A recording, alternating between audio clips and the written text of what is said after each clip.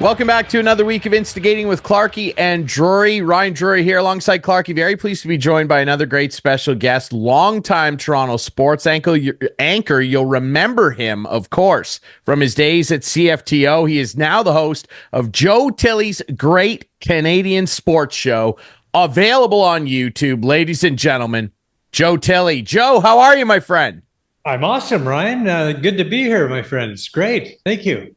It's great to have you, man. Like I said, I mean, people, especially around the Toronto region, will remember you and recognize that iconic voice.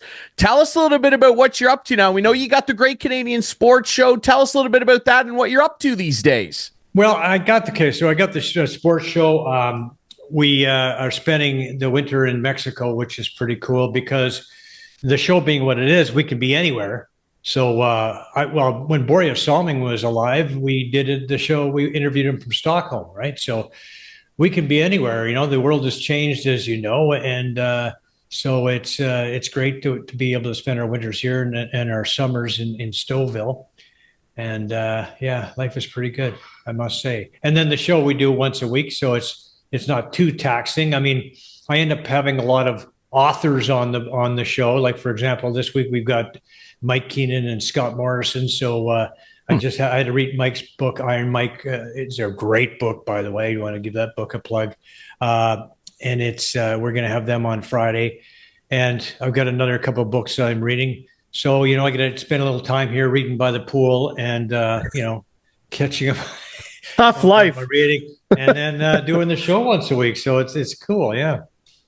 That's good. And I saw you had my old buddy Bob McCown on your show recently. Yeah, it was great, man. The Bobcat was terrific. I mean, he had a stroke, so he doesn't sound quite the same, and things have changed a little bit in his life, but it changed his focus a little bit, and the way he looks at things, I think, a little bit. But he's still in many ways the same old Bobcat. It was good to catch up, and we had some fun video that we looked at of his career and everything. So it was pretty cool. Yeah. Joe, when you look back on your career, I mean, you've talked to a lot of significant people specifically around the Toronto sports scene, if you will. I mean, you mentioned Boreas Salming, who everybody loved. And I know that you got to talk to a lot of other great people around the GTA in terms of sports. Who comes to mind, when you think back on your illustrious career in terms of guys that you really enjoyed sitting down and having conversations with? Well, I mean, it was such a thrill for me when I was early in my career at CFTO, and I got a chance to do a sit down with Wayne Gretzky when he was in town. And, I was a budding sportscaster from Edmonton, is where I grew up. And my heroes were Al McCann, who you guys would know, but he would be like the Edmonton version of Pat Marsden. And when I was in 1984, I was working in the spring of 84, I was working at CFCN TV in Lethbridge. And I happened to be in Edmonton the weekend of Game 5 of the Stanley Cup final with the Islanders. And I called Bill Tilley, the Oilers PR guy, and told him I was in town and asked me if it'd be possible to get a press pass. And he said, yeah, no problem. So he got me a press pass, and I went to pick it up, and I grabbed the pass, and I looked, oh my God, I'm in the press box, but I've got all access. And so after the game, which they won, of course, and won their first Stanley Cup, I got a chance to be out in the ice, and I got a chance to be in the dressing room, and it was unbelievable, that experience, being in the dressing room and getting a chance to drink champagne out of the Stanley Cup. Actually, me and a couple other reporters, we poured some beers into the cup, and we were drinking them, and back then I drank a lot. And Randy Gregg walked up and he says, hey, what are you guys doing? He poured the beer out and he poured champagne in. There you go. Now you can enjoy it. But it was quite a rush to be there for that. And, so interviewing Wayne was pretty cool for that Cub reporter in Toronto. But, being in Toronto, you get to talk to everybody. And I got to meet a lot of great celebrities, like Sugar Ray Leonard was my hero. And, being a former boxer as well, it was kind of a big deal for me. And, and then, doing my show, I got a chance to cover a lot of boxing events. I was in, Lennox Lewis for his first title defense. I was in Vegas for that. I got a chance to go Mike Tyson in his comeback fight. I got a chance to watch Ray and Donnie Lawn fight for the light heavyweight title in Vegas, and those are big highlights for me, no doubt about that. And yeah, like I said, interviewing Ray and interviewing Tyson and interviewing Lennox and having Lennox on my show was great. So yeah, it was really good. Joe, where and when did the nickname Joe the Swiss come about? Okay, so when I was early in my career, remember Jimmy the Greek? Yeah, right? yeah. Okay, so Jimmy the Greek had his picks, and I started doing picks for actually originally it was CFL picks, and I was doing my weekly CFL picks when I was living in Lethbridge, and so I would go through and I would make picks on the upcoming CFL games on the weekend. And I wasn't Joe the Swiss, I was Joe the Swiss as opposed to Jimmy the Greek, because my real last name is Tilley. Huh. Tillapaughh is a Swiss name. Okay. And we actually have a 2-volume family tree somewhere. It's called the Dahlenbachs in America. And when these people came from Switzerland in the 1700s, they came to mostly the U.S. and they when they got off the boat, they were asked what their name was, and they would tell them, and whoever's doing immigration that day would spell it a different way. So Dallenbach, Tillapa, Dillaba, Dalaba, all these different names are all variations of the same name. So Wally Dallenbach, the stock car driver, would be the same name as Tillapa, but it's a derivative. It's just changed over the years from when they would document the immigration. And if you date us back, we go back to William Tell, the guy who shot the apple off his head. Wow. Which is child abuse, by the way. I would never do that. Absolutely. Well, I'm sure it is. I want to ask you, because obviously being around the Toronto sports scene for as long as you were, and with the World Series on tap, we're recording this the day before Game 1, which I have no idea why Major League Baseball made us wait this long, but here we are. Before we dig into this World Series matchup and how significant it is with all the star power on the field, take me back to your days, talking about the Blue Jays and covering a much different franchise back in the early 90s than what we're being treated to now, Joe. Like, what's your overall impression of where this franchise is at currently? Because the fan base, I don't know, and Clarkey, you guys would know a lot better than me, being a little older than me. I don't know that the fan base has ever been this upset heading into an offseason. Joe, what's your impression of things? Well, I guess when Jimmy Williams got another kick at the can, people were a little bit upset. But it lasted whatever it was, 25, 30 games into the season, and Cito took over, and the rest was history. But I can't remember the fan base being this upset about any moves that the club has made. Like we all expected, Ross Atkins to get his walking papers. Everybody expected that. Like, I mean, how can you have a team that's this terrible offensively, and you knew what your problem was? After last season, prior to last season, they decided they're going to upgrade defensively, and this will be a strong team defensively, and they'll have decent pitching, but it's a team that can win. Defense wins championships. But not when the following year they found out they couldn't win, so they needed to revamp the team. They needed to add some offense, and they didn't do it. I mean, they tried to land Shohei Ohtani, and apparently they tried valiantly for that, and we're pretty close from what I understand. But when you don't get the guy, you got to have a fallback plan, and they just didn't. I mean, that's a pathetic offense. It was just awful. And they just couldn't keep up with any of the big boys, and then when you lose Bo Bichette, to injury, and then when he does play, he's not the same Bo Bichette we saw before. I mean, if Bo Bichette was healthy and the Bo Bichette of the previous year, probably the Jays would have been in contention. Maybe not playoff team, but closer. As it was, they weren't. When you fail to build the team the way you need to build the team, you need to add the offense, and you don't add any offense, Like clearly I mean, from the beginning of the season, I think most of us were thinking that this is not enough. This is not enough. They got to do something else. Who's the 39-year-old guy they got from Boston? The free Justin agent? Turner. Justin Turner. Justin Turner is your big offseason acquisition, like who's Methuselah's brother, and he was okay at times, but really, there's just nothing there. The front office didn't do what they needed to do. They dropped the ball completely. They've gotten progressively worse over the last few years. To me, that it's an indication that they really needed to. I would have swept the whole works out. I mean, in a perfect world, I would sweep the whole works out and hire Alex Anthopoulos. That's what I would do. Yeah, they had him. And they had him, but he got chased out of town by Atkins and Shapiro. So, they had him, and they couldn't keep him. And look what he's doing now. So. Yeah, exactly. Now, you obviously had your time with Bell and Rogers, if I'm not mistaken. No, just Bell. Just Bell. Okay. Just Bell, but obviously the Jays being owned by Rogers now, they just seem out of touch. Not that owners should listen to the fans, but as Ryan said, it's universal. It's like, how can they continue to do this? People have to stop going to games before things change, I think. Well, and you're right. And they will.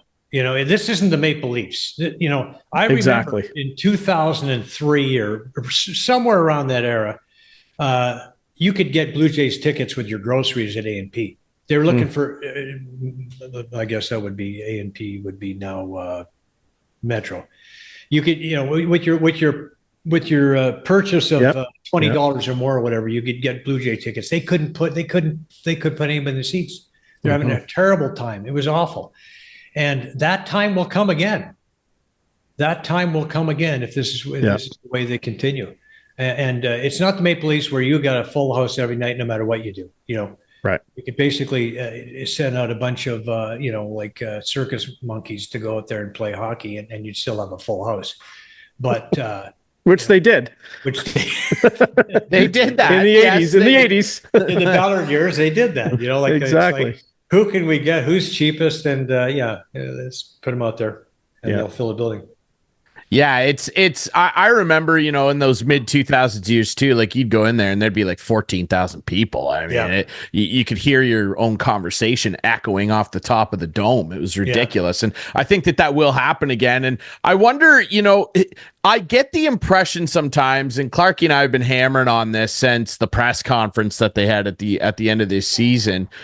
I don't get the impression, it's like you said, Clarkey, that ownership seems out of touch. It's not that they don't necessarily care. I mean, they have the fourth highest payroll in baseball. They're clearly willing to spend money. And old Eddie Raj was perfectly happy, allegedly spending $700 million on Shohei, which didn't materialize. But they're out of touch with what needs to happen to make that money be spent effectively. And I just don't know how they can go forward with these two guys with a fourth highest payroll, a terrible record, a bottom 10 offense, and a bottom 10 farm system. Like, there's no elite young talent on the way here, Joe. It's a disaster.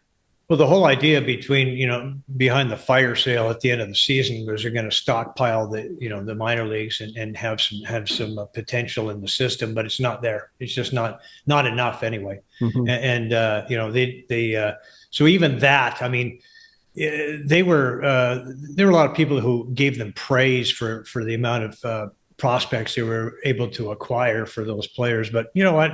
I don't think it's that much. And prospects are a dime a dozen. Look how many prospects have not panned out. We've seen come through the Jays organization. I mean, they're not good players until they're good players at the major league level. And you're always taking a chance on that. But I mean, I don't know what they do. Maybe it's somehow, some way in this offseason they're going to blow us out of the water and bring in Soto and a bunch of other guys or whatever, and it'll be all fun and games. But I don't know. I don't see that. I'm not holding my breath. No, right? I'm not either. And Joe, you bring up the guy, and this is a good transition to start talking about the World Series, and that's Juan Soto. I think, especially after the performance that he put in the ALCS, that I don't think that this guy is going anywhere. And they had Steinbrenner down on the field after the game and asked him about him, and he said he looks like success to me. Like they're paying this guy. And I guess my first part of the question is, we just saw Shohei break a lot of barriers and get $700 million. Now he pitches as well. Didn't this year, but he will continue pitching. He said it the other day. It's his intent to pitch next year in some capacity. So the $700 million is almost for, a dual threat that's so unique. But when you look at a guy like Juan Soto and what he does, when he was still in Washington, there were rumors that they were offering him upwards of $350 million to stay there. Already won them a World Series, didn't end up taking it. What kind of price tag do you foresee for this guy? Because the rumor is that him and his agent want to, quote, set the bar for the next generation of players. What do you foresee this guy getting? Is it 500? Is it 600 million? I think it lands somewhere in there. Well, it'd have to be. Yeah, I would think you'd be close to that, 500 for sure, because even though Shohei pitches as well, so he's a unique talent that way. Soto's offense is incredible, and defensively he's okay too. But his offense is what's going to earn him the cake. And that statement that we want to set the bar is just a way for them to say we're going to ask for a lot of money and we're going to get it. Because they are, and the Yankees are going to give it to them because they would be stupid not to. Because you see, they understand the game. They have the revenue. They have they have the fan base that understands that the Yankees are here to win. We know that the Yankees are here to win, and whenever they've taken steps back away from that, it's hurt them. It's hurt them in jersey sales. It's hurt them everywhere. And, listen, they have a lot of money to deal with. They have a lot of money to play with. And it's really only money for the Steinbrenners anyway. Who cares? And they can afford to give him that. And if it sets a new bar, so be it. That's the way they operate. So, for the Jays to be in that kind of a conversation, they would have to, I don't know what they'd have to come up with, but they'd have to do something, and they'd have to hope that Soto is not particularly happy for whatever reason in the Bronx. So, that's what they would have to hope would be the case. And if that were the case, well, then, maybe they have a shot. But otherwise, if it comes down to a money contest with the Yankees, who wins that, right? Yeah. Well, we know the Jays had a lot of money to offer Ohtani. The problem is, money's a lot, obviously. Well, they got to sign Guerrero, right? Right. They have to do that as well. But the end of the day, what else did they tell them? We're not one player away here, right? Right. They're not. If they want to win, they have a lot of work to do. And I don't know. I think it's a pipe dream he's coming to Toronto. That's for sure. Yeah, I guess it would be. But, it's I guess, I don't know. The name was floated out there somehow, some way. So I guess the idea being that, hey, we're willing to do whatever it takes, and we're going to spend our money wisely, which they always say, but we're willing to spend it if we need to spend it, but we will spend it wisely, and I don't know what that entails, and like some people thought it would have been a bad idea for them to sign Ohtani. No, there's no way, man. You would. That would have been such an incredible coup for them if they could have done that. And who knows? Yeah. Maybe they'd be facing the Dodgers or another team in the World Series right now if they did. Maybe. Yeah. Or they would have been just like the Anaheim Angels. Right. Well, yeah. Right. True. Right. Yeah. You never know. But he seems to be a better player now. I don't know. Oh, dude, did he ever have an unbelievable season? And he's going to go toe-to-toe with a guy who had an incredible offensive season as well, and Aaron Judge, Juan Soto, of course. When you look at this World Series, Joe, we've seen a lot of great matchups over the years, of course, many of them back in the day involving the Yankees. These two teams are going to meet, I believe it's I believe it's the first time they're meeting in the World Series since 1961, and they've had old school battles back in the day. Two incredible marquee franchises. When you look at the star power on both sides here, we haven't seen a World Series quite like this in a long time, where you've got literally the elite of the elite on both sides. Ohtani, Teoscar Hernandez, Freddie Freeman, Mookie Betts, and they're staring down Aaron Judge and Soto and Garrett Cole. I mean, like, it's an incredible matchup here. As you look at it, which direction are you leaning here? I think I might give the Yankees a slight favoritism because of their pitching and their health in the pitching department. Where are you leaning here? Where does Joe the Swiss lean? Yeah. Yes. You know what? I just think the Dodgers. I just think there's something magical about this season, and it seems like a fitting end for a team that did everything they possibly could to build a championship, including, of course, signing Ohtani. And it just seems like it fits, like how things kind of just fit. They just kind of work out. I believe they are slightly favored too, if I'm not mistaken.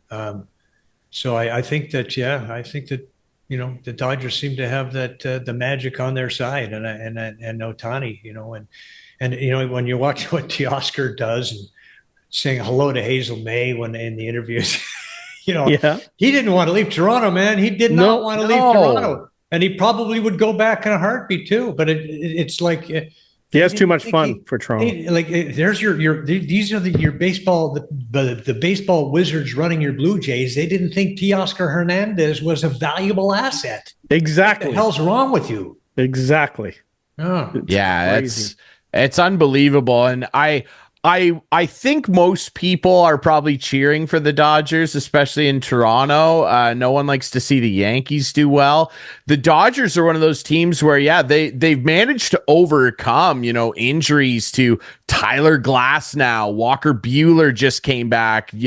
Jack Flaherty's been doing his thing. Dustin May's hurt, though. Like, they have a lot of injuries with their starting pitching. Their bullpen, though, is so good. The Yankees has been performing well as well. I think I'd give the slight edge to the Dodgers in terms of their top to bottom lineup. But the Yankees are going to, give them problems here. I do wonder, too, you mentioned magical and referencing Ohtani. Like, we've been gushing over this guy since he arrived in Major League Baseball. And Joe, like, do you share the opinion that he's the most talented baseball player of all time? Because, like, look, we've seen a lot of great players in this game. Barry Bonds, DiMaggio, like, go down the list.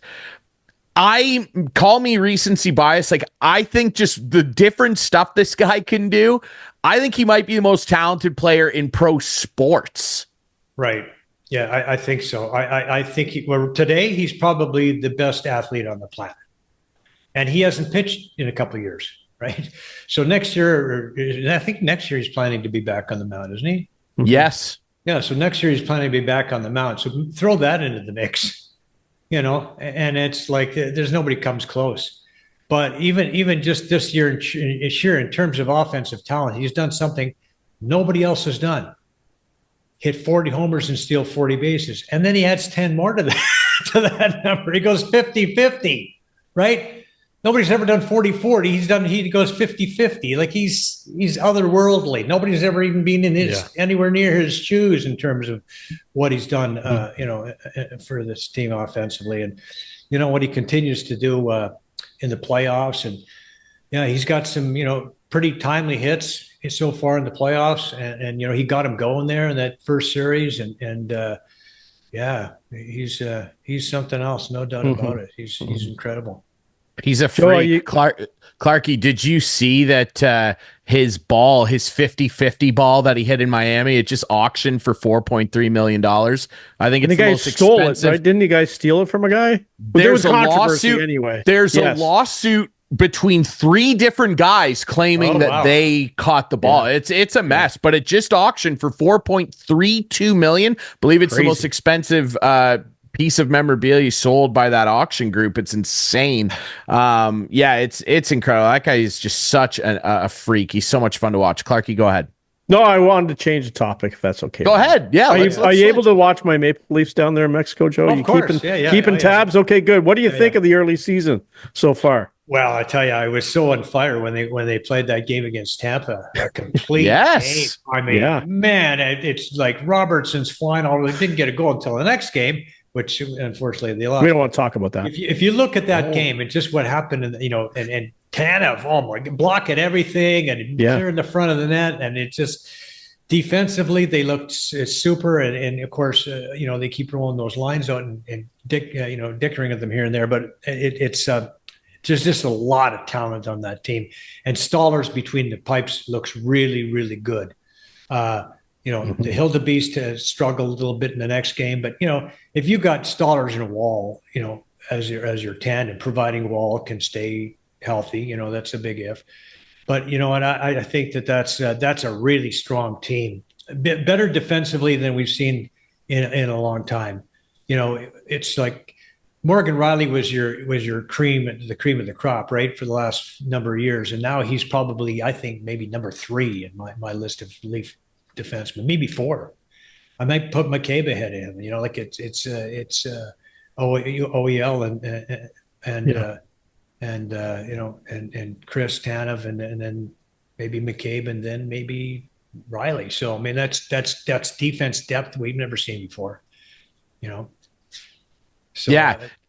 It's a lot better defensively for sure, and Riley still, he definitely provides that skating ability and that offensive burst that they need every now and again. And he's had a pretty okay start to the season in terms of his stats. That's the thing, though, and that's why I made the little face when Clarkey asked about what you think about the early part of the season here. As we record this, 4-3 record. They're going to play St. Louis, which is Craig Berube's old team, on the night we're recording this, and I'm very interested to see A, if Wall plays, which is the rumor, and B, he's not going to play. Clarkey, you I don't think he's going to. I haven't, but I heard he's not playing. The rumor was that he had an outside chance of starting, so I'm interested to see if he does, and I'm also interested to see how they bounce back from yet again another, as our friend Steve Dangle put it, Clarkey, another leafy performance. It's the most leafy thing ever.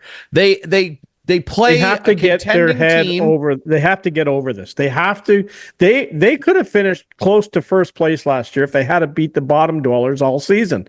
And they can't. They've lost to Montreal, now Columbus this year. They cannot continue to do that. No doubt. No doubt. And Joe, they do this all the time. Like they crush a great team in Tampa with one of the most complete. Clarkey, you and I watched that game together. They played lights out from whistle one to the final horn. And then they go to Columbus, not a long trip. No. And they looked horrific. I laughed at Austin Matthews' quote after the game. He said the neutral zone was like the Autobahn for them tonight. Well, you play in the middle of the ice. I was like, what? Excuse me? Like, Joe, when you watch this team over the last number of years under this regime, under this core, like, God, is it just so frustrating to watch them do stuff like this? Well, and we did believe that with a new voice, a new face, and behind the bench, that a guy who runs things a little bit differently, that he might be able to light a fire under their butts in situations like that, so they don't have those down games, especially like you can't go into Columbus thinking you're going to roll over the team, because they're still there's a team that is really being inspired by the loss of Goudreau, right, and that whole thing around it, and it's like and you got guys like Justin Danforth, who's from Oshawa, like he's from the Toronto area, being a Leafs fan all his life, and wants to play he had a career night, so you always get that situation where you get players rising to the occasion against the Leafs. It does happen, but they I'm thinking if you have Wall or Stollers in net instead of the Hildebeest in that game, they probably have a rough first period and maybe give up a goal or two. But they come back in the second, they can get themselves back in the game. And then in the third, it's a different situation, because you're taking chances in the third period in that game that you wouldn't normally be taking. So it changes your style of play. It changes the way you look at the game. And I'm sure it changes the way that Berube coaches. So, I just think that was just a, kind of a mirage. We're not going to see that frequently, hopefully. And I think that's the kind of thing that can happen where you're just not, just have an off period, give up 3 goals is awful. And you're just behind the 8 ball. You can't ever catch up, just not going to catch up. And, and then you got guys playing out of their minds on the other side. And that's just the way it was. So I think there's a lot of factors that led to that game. It wasn't just the Leafs being idiots. I think there's a lot of factors there. And I think the true test will come tonight. And if I'm Berube, I'm starting Stollers, right? Yeah. First start against my former team. Are you kidding me? Oh yeah, and I think he is because I think they would have pulled. I think they might have pulled Hildebeest on Tuesday night. Yeah, but they didn't want to put Stollers in there because I think he's going tonight. So right, it's the second back to back. You need to give him a rest, and so for sure. So he got his rest, and now he'll come back against St. Louis and.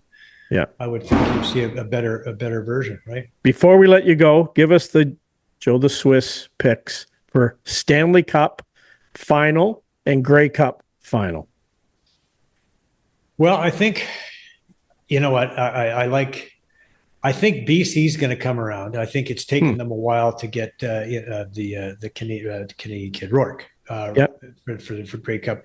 It's taken them a while to get Rourke going, but I think he will. And I think they'll upset the Bombers in the Western Final.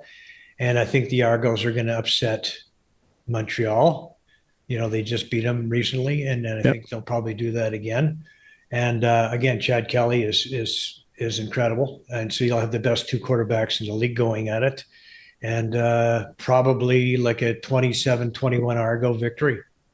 A 1983 rematch, right? Yes. Joe Barnes throwing to Cedric Minter. Right. Conrad Holloway had to leave that game or something. Yeah, and I was a big Conrad fan. Yeah, he did. And Stanley Cup? For Stanley Cup, well, okay, so I think the Leafs are the real deal this year. I really do. Okay. I think the Leafs can make it all the way to the Stanley Cup, and it would be nice if the Oilers could do it too, but there seems to be something missing there. I mean, if you looked at what happened early in last season, you say, well, yeah, it's just what the Oilers do. They started awful, and then they changed coaches, but they're not going to do that again. But I think there's a couple of pretty strong looking teams. Like Colorado's really dropped off the map, but Dallas looks really, really good. Mm-hmm. I think Dallas could be a team to, and Winnipeg, man, they've been good start, fantastic too. And Vancouver, geez, so it'd be one of those 3 teams. So at least coming out of the East, and Vancouver or Winnipeg or Dallas out of the West. But I'm going to go Dallas. Leafs in Dallas. Nice. And, Leafs in 7.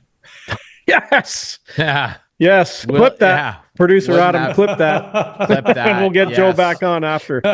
Wouldn't that be something, Clarkey? I don't even want to hear your prediction. Give me Dallas Rangers. Dallas win in 6. Oh, get out of here. Rangers. Yep. Hey, the best thing. Better goalie. To me, not the best thing about living in Mexico. Good, not the weather, not the beaches, not the golf course. You get to watch hockey games at 3-4 o'clock in the afternoon. Well, it's 2 hours difference here. So, it's only 2 hours? Yeah. So the Leafs game starts at 5 tonight. So 5:30, I think. That's still nice though. 5:30. The broadcast starts at 5:30, so the game starts at 6. Okay. But, so it's okay. But and you know what? When you guys fall back, we don't. So then you're just an hour off. Really? It's so far, and it's only an hour off. It's an hour off, yeah. Oh, okay. It's not like when I was... It wasn't as exciting as I thought. Well, when I was growing up, we'd watch the NFL on Sunday afternoon starting at 11 o'clock. Right. There you go. Sunday morning, I should say. Yeah. All right. Good stuff. Well, Joe, we really appreciate your time. Everybody, make sure you check out Joe Tilley's Great Canadian Sports Show. It's available on YouTube. Very easy to find, just like this show. Give Joe a plug here. Give him some views. We would really appreciate it. Joe, thank you so much for doing this, my friend. Thank you, Ryan. Thank you, Clarkey. Good to see you guys, and appreciate being on. It was fun. Thank you. Anytime. Absolutely. All right. We'll take a quick break. When we come back, Clarkey and I are going to dig a little more into the Maple Leafs and the World Series. And, of course, we're going to toss out our couch potatoes of the week. That's next on Instigating.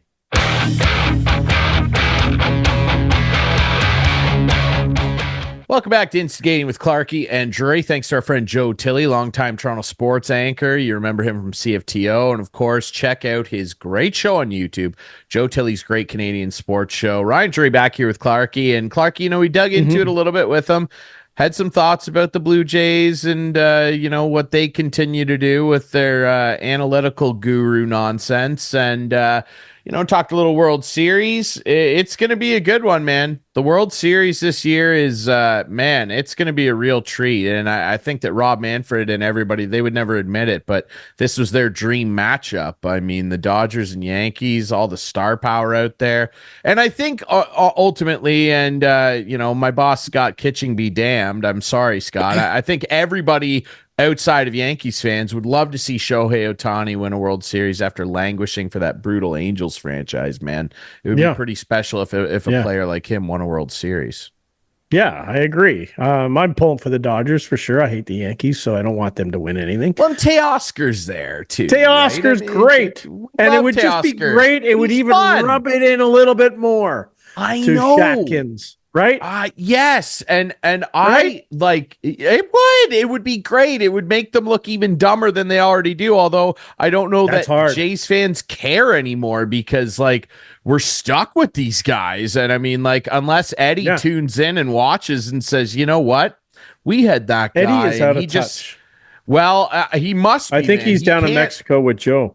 Joe, get this guy on the links and get in his ear here. Jesus, I'll do the job for a quarter of what these guys are doing it for God's sake. I just am blown away, and I don't understand why. Look, I've said it 100 times. They gotta call Theo Epstein and just be like, Theo, we'll do anything. Well, they're not calling anybody, man. These guys are coming back for another season. They're not calling anybody. God, we're going to go into. Can you imagine if this team goes into next season with the same basic roster and can't add anybody? It's not going to be easy to add anybody.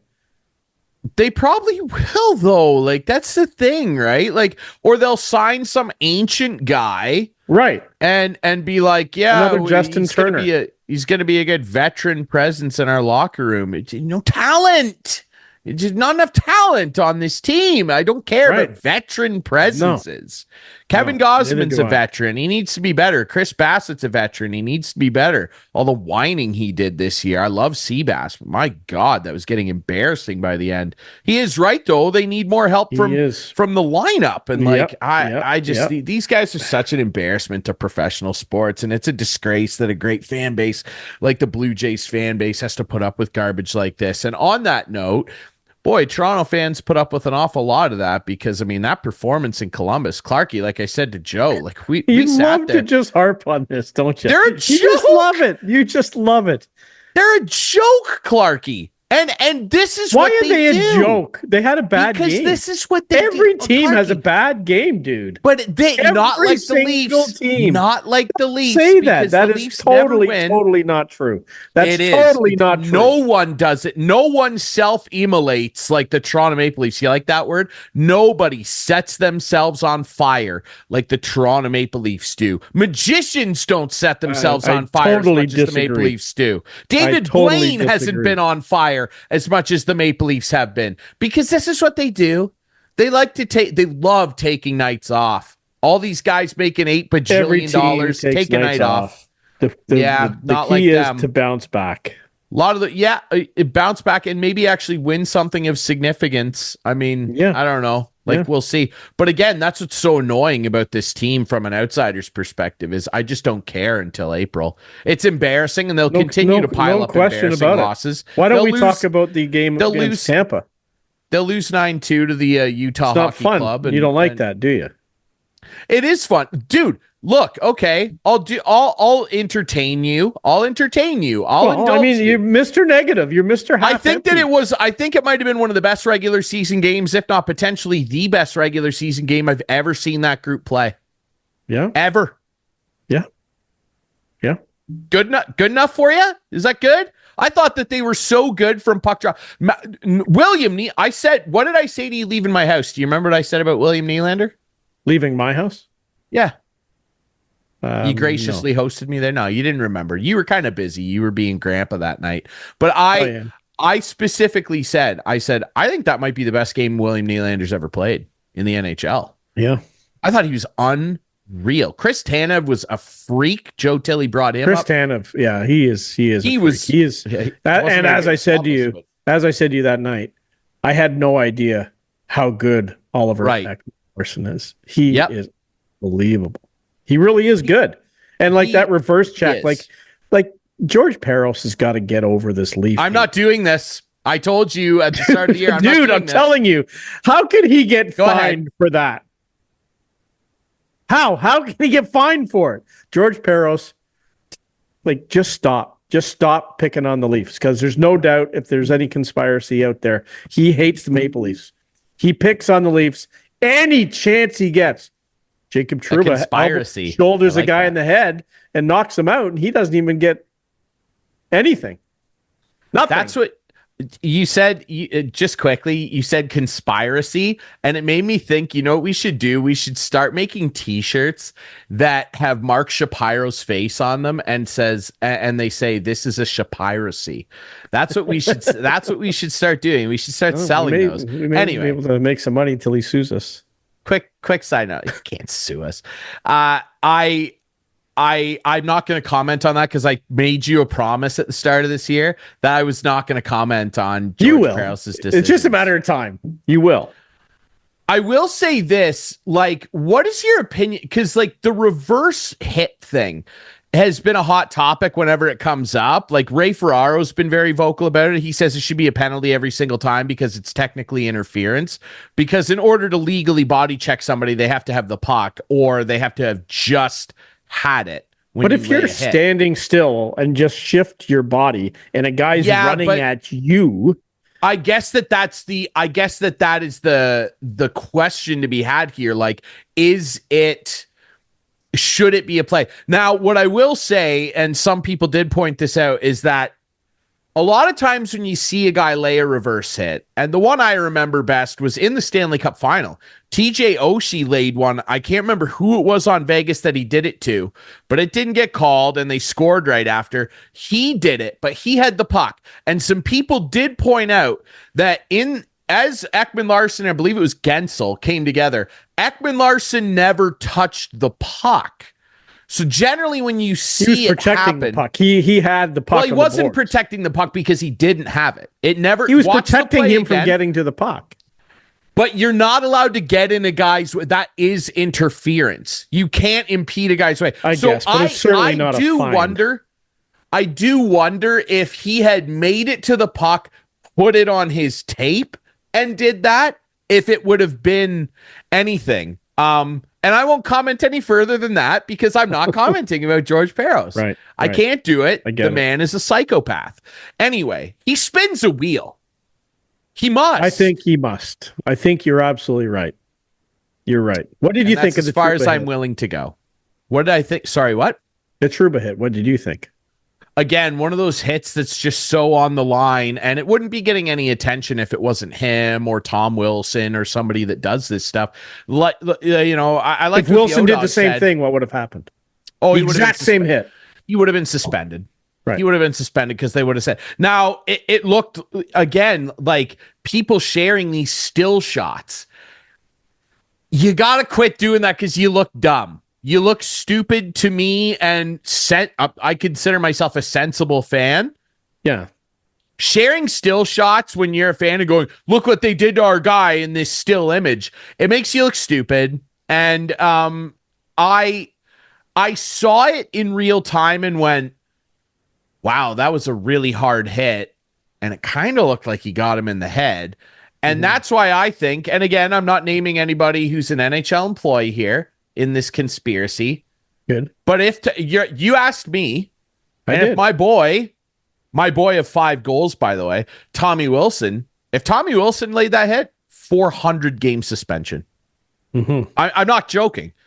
Jacob Trouba gets away with more borderline hits than almost any player I've seen over the last 10 years. I agree. I'm not joking. I totally agree. I think it was a clean hit. Barely. but that barely means something different for other players, and that's what's not right. And what I would say too on the other side of it, and I know people don't like this, but I'm sorry. Justin Barron, it's a learning moment for you. No doubt. You have got to know who's on the ice, and you cannot come down Jacob Trouba's side and admire your pass as you cross the blue line. Did you watch Rock'em Sock'em growing up with all the Scott Stevens highlights? He's the closest thing in the league to Scott Stevens. You don't do that. Don't go over the line and admire your pass. Oh, my God, the guys, and people don't like when you say, hey, guys have got to take responsibility not only to lay good hits, but guys have also got to take their own safety into their hands sometimes. It's a contact sport, ladies and gentlemen. So, to have the argument of like, oh, well, you can't say that. Well, yes, I can, because until they ban hitting, this type of, you have to be aware that you're going to be hit. You can't expect to walk over a blue line and just go, oh, I'm fine here. No one's going to come near me. Guess what? You have the puck, and everybody on the other team wants it back, and they're going to hit you. Yeah. I just thought, and God love the kid. I think he's going to be a good little player. They love him in Montreal, but that's a learning moment for Justin Barron. I can promise you he's never going to do that again. And he's certainly going to have a look and go, number 8's out there, and I better be friggin' careful. Yeah, or he will do it again, and he'll get Just rocked saying. again. One or the other. How many times did Eric Lindros say, I'm never doing that again? That's your option. That is your option. Mind you, Eric Lindros, like, that was the one bad time it happened to him, that initial Stevens one, and he was never the same after. Because it was usually him. But he got hit a lot. Doing it to other guys. Oh, yeah, he got hit a lot. Absolutely. He hit people a lot. Oh, no doubt. He had way worse hits than the Trouba one. Like, he used to just go into the corner and absolutely kill guys. In the OHL, he was a nemesis. Like, dude, imagine being a 17-year-old kid and going into the corner with like 19-year-old Eric Lindros. Are you joking? Anyway, I thought it was a clean hit, but you asked, if Tom Wilson leaves, he's suspended. I want we didn't ask Joe to predict it.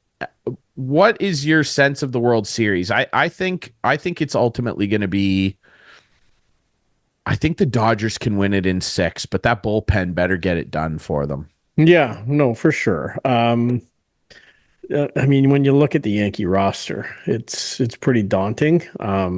It just has a lot of big bats, right? I'm not saying the Dodgers don't. I know they do. They do, but geez, I think it's going to be a classic. I really hope so, and I do too. Day, that's why Major League Baseball waited till Friday night to start this thing, because they get 2 Friday and Saturdays if it goes 7, and then that's why they did it. The big rating monsters on days would be a Friday and a Saturday night. So that's why they did it. There's no doubt. Sure. I mean, the funny thing is, like, when Joe Carter's anniversary was yesterday, October 23rd, 1992. Yeah. Touch them all. Touch them all, Joe. So that was over at that point. But they win it in 5 or 6? 6, I believe, against Philly. So the World Series was over at that point. Now it hasn't even started. So they're probably going to go into November. It's just crazy how late these seasons go now. They get it stretched out. So next Friday would be November 1st. So anyway, I think the Dodgers are going to win in 7. It's going to go the distance. It's going to be a classic. That'd be incredible. That would be absolutely incredible. Yeah, it'll be interesting for sure, man. And I'm struggling to think of a World Series matchup like this in my lifetime, where you have literally like the biggest of the biggest of the biggest stars.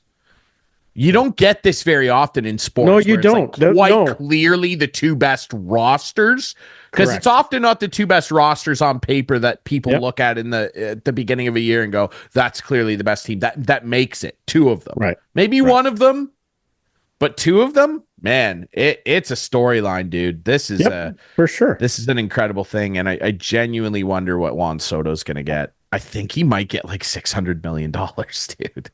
I think he might get like $600 million. Well, I heard Steve Phillips on TSN. Worth every penny. saying he's hearing the number starts with a 7. I'd have a hard time arguing it. The only thing I would say though is just like I just don't think he's worth as much as Ohtani. Mm-hmm. Mm-hmm. If it was like 670, 680, I'd be like, yeah, that makes sense. What was Ohtani's again? Refresh my 700 even. Right on. Yeah. 700 even. Yeah. I don't know. I mean, you look at some of his metrics as a hitter. I mean, like I saw a nuts stat the other day that before they're 20, because he isn't 26 yet. Right. He has over 730 walks before his 26th birthday, which is no one else in baseball history has more than 700. I think the guy in second, I can't remember who it was, off the top of my head, had like 670 or something. Like the guy, in terms of getting on base, the guy is a shoo-in to be on base all of the time. And then you factor in the fact that he can move out there. He's a decent defender. I would call him a plus defender in right field. And his bat, like the pop he has is, and he can spray it all over the field. He is more of a pull hitter, but he can spray it all over the field, and he's a lefty bat. Like he is a freak, dude. He is an absolute freak. Yeah. Let's move into our couch potatoes. I generally let you go first, and I would love to do that again if you've got something ready for me here. Yeah, I do. And congratulations are in order. Okay. Wow. Okay. Because the Yankees and Dodgers are playing in the World Series. But one player already has guaranteed himself a ring. And that player is Taylor Trammell. Now, Major League Baseball gives everybody a ring who played on the team during the season. So Taylor Trammell started with the Mariners, was picked up by the Dodgers, played 5 games with the Dodgers, went to the Yankees, played 5 games with the Yankees. He is guaranteed a ring. So congratulations to Trammell. What are you laughing at? Was he yours? This is not what I expected. This is So congratulations. Like, can you imagine this guy? Yes, your World Series played for Scranton Wilkes-Barre, and he's just sitting back, and he's got a ring no matter what. It's going to have a Dodger logo on it, or it's going to have a Yankee logo on it. I don't know if I agree with it, but that's the rules in Major League Baseball. So he contributed to the team. He played in 7 games total. This season. He played in 7 Major League games. It's 7 at-bats. He played in 10 games. Had 7 at-bats. Yeah, and he's getting a World Series ring no matter who wins the World Series. So there you go. I don't care that like the teams give rings out to guys, because I remember when we won, and there were a couple guys that didn't get engraved on the cup that the team gave a ring to. I'm fine with that, just as long as you're not on the plaque in the Hall of Fame, because you're not. That's a little much, right? Especially over 162 game season. You can't have 10 at bats and get on and go into Canton. Can't happen. And Trammell says he's happy. He can't wait. He's going to watch to see what color ring he gets. So absolutely, why not? That's kind of cool, though, right? It's nice cool. ring, I don't think it's ever happened. That a guy's been guaranteed a ring no matter who won the World Series. That's a good question. Without playing, he's not on the team now. He's on the 40-man roster, but he's not playing. Baseball's been around a long time. I'm sure it's probably happened before. Maybe we'd have to look that up for sure. Yeah. So there you go. That's my couch potato of the week. Taylor. I like that. Well, look, I've been known at times in my life to be a bit of a selfish guy. And so I want to do a selfish couch potato, if you don't mind. And it's an unexpected one, let me say. Look, everybody knows I was very happy when my boys finally did the thing. There's Big O, just a reminder. And last year I went in with 0 expectations for the Capitals, and they managed to squeeze into the playoffs. And this year, I would argue I went in with lower expectations. I was kind of like, they'll probably slide out of the playoffs. A lot more young guys, new faces, a lot of new faces coming in. I thought, maybe they'll be okay, but they'll probably miss the playoffs by a couple points. I didn't see this start coming. They lost their first game to New Jersey, and then they've won 5 straight. They're the hottest team going right now. It's unbelievable. Winnipeg's still undefeated. I just can't believe it. They're the hottest team in the East, in the very least. Hotter than the Leafs. Self-immolating, eh? Unbelievable. And look at some of the teams they beat along the way. New Jersey, revenge game. Dallas, who I picked to go to the Cup final. Vegas, a Cup contender. It's been unbelievable. And then they waxed the Flyers in back-to-back nights. And so my couch potato is our head coach, Spencer Carberry, a guy that the Leafs let go. Thank you very much. Really love that. Spencer Carberry's just doing an incredible job putting in an early ticket for the Jack Adams, way too early. But I love Carbs, and also a guy that everybody made fun of me for my team acquiring in the offseason, Pierre-Luc Dubois. What a joke that the Capitals brought Pierre-Luc Dubois in. What a loser. Pierre-Luc Dubois, 5 points in 6 games. Thank you very much. Scored his first goal last night. Thank you. They're my couch potatoes, Spencer Carberry and Pierre-Luc Dubois. Thank you very much. Washington Capitals are 5-1. I'm glad you did this after 6 games. That's all. Yeah, I'm glad I am too, because I genuinely jump on that don't after care. 6 games. I genuinely don't care how well they win, right? You know, they've won stuff. I've watched the core of that team actually win something. So they actually deserve praise in times like this, rather than a team that, you know, achieves less than nothing. So anyway, yeah, I'm glad I did it too. Selfish guy. And selfishly, I wanted to pump my team's tires a little bit. Who knows? In 2 weeks' time, maybe they're 5-13. I don't know. But never know. Now, they could be 12-1. Never know. They could be 12-1. Who knows? Yeah. I don't know. We'll see. You know what we do know, and you know this. Yes, I do. Because you watch the show, right? Okay. Friday nights at 8, Sunday I watch it live when we record it. Yes, you know this. I'm more speaking to the audience, but thank you. Okay, no Friday problem. nights at 8, Sunday nights at 9 with our friends. God, it's hard to find good help, folks. Friday nights at 8, Sunday nights at 9 with our friends on Whiteman TV. That's channel 6 for Whiteman subscribers. We debut on our YouTube channel Friday nights at 9. You can find the podcast version on all your favorite podcast apps, and follow us on social media and check out clips from the show at Instigating Pod on Twitter and Instagram. I still call it Twitter. I'm not conforming.